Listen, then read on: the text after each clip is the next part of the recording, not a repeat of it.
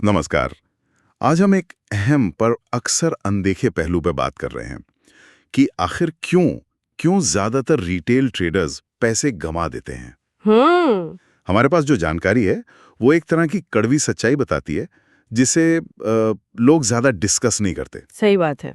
सब स्ट्रैटेजी की बात करते हैं, पर आज हम थोड़ा अंदर झांकेंगे, साइकोलॉजी और वो व्यवहार वाली गलतियां जो असल में जड़ हैं। हाँ, ये बहुत दिलचस्प है क्योंकि अक्सर यही देखा है कि सफलता की कुंजी किसी छुपी हुई स्ट्रैटेजी में नहीं है। वो तो ट्रेडर के अपने दिमाग, उसके अनुशासन में है। ट्रेडिंग, जैसा आपने कहा, काफी हद तक दिमाग का ही खेल है। बिल्कुल। और देखिए, आंकड़े भी यही कहते हैं, करीब करीब 95% रिटेल ट्रेडर्स लंबे समय में पैसा खोते हैं। और इसके पीछे कुछ वजहें बहुत साफ हैं। पहली तो है ओवर ट्रेडिंग। हाँ, वो रोज कुछ न कुछ करने की खुजली। हाँ, वही। जानकारी में इसे कुछ तो करना है वाली सोच कहा गया है। ये एक बहुत बड़ा जाल है। मार्केट्स बेसब्री लोगों को रिवॉर्ड नहीं करते हैं ना। नहीं, बिल्कुल नहीं। और दूसरा बड़ा कारण रिस्क मैनेजमेंट का ना होना। जी, ये तो बहुत ही आम है। मतलब नुकसान हुआ नहीं कि लॉट साइज बढ़ा दिया, गुस्से में या शायद हताशा में। हाँ, या फिर ट्रेड सही जा रहा है तो छोटे से प्रॉफिट में डर के मारे निकल गए।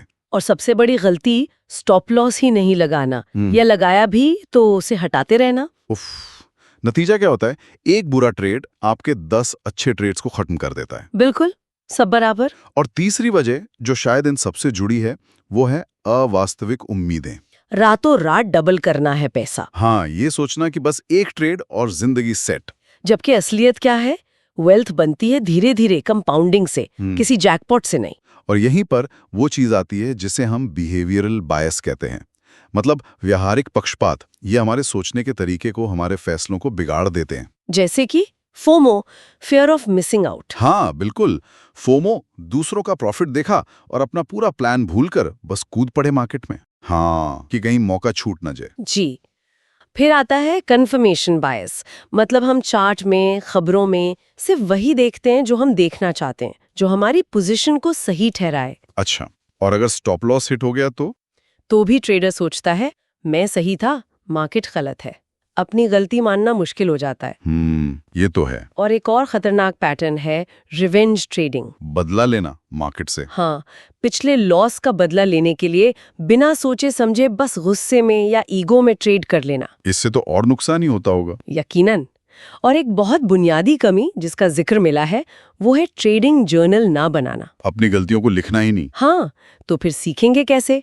वही गलतियां बार बार दोहराते रहते हैं। सही कहा। और एक बड़ा वहम जो जानकारी में भी आया है, वो है एक परफेक्ट स्ट्रैटेजी की तलाश। लोग बस उसी के पीछे भागते रहते हैं, सोचते हैं कोई जादुई फॉर्मूला मिल जाए। जबकि सच तो ये है कि बिना सही माइंडसेट, बिना अनुशासन, बिना रिस्क मैनेजमेंट के दुनिया की बेस्ट स्ट्रैटेजी भी फेल हो जाएगी। ट्रेडिंग को एक बिजनेस की तरह देखना होगा। हाँ, एक सिस्टम, नियम, धैर्य, ये सब चाहिए।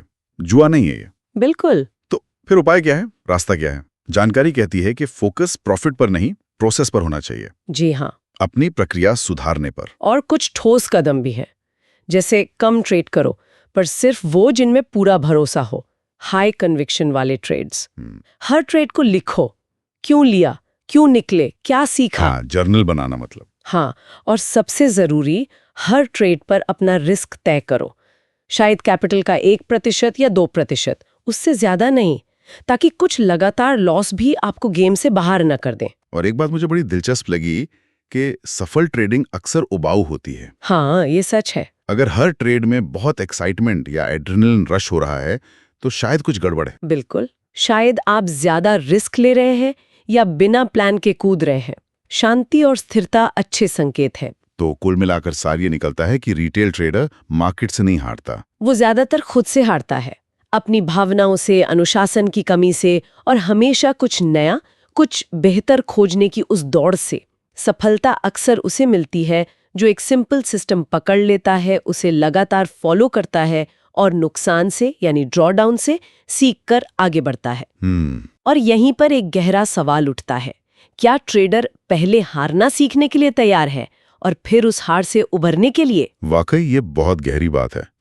जानकारी का एक विचार मेरे मन में अटक गया है कि जीतने के लिए शायद पहले हारना सीखना पड़ता है। पर उससे भी ज़रूरी है हर हार के बाद बिखरने के बजाय उससे सीखे फिर खड़े होना। इसी विचार के साथ आज की ये चर्चा यहीं ख़त्म करते हैं।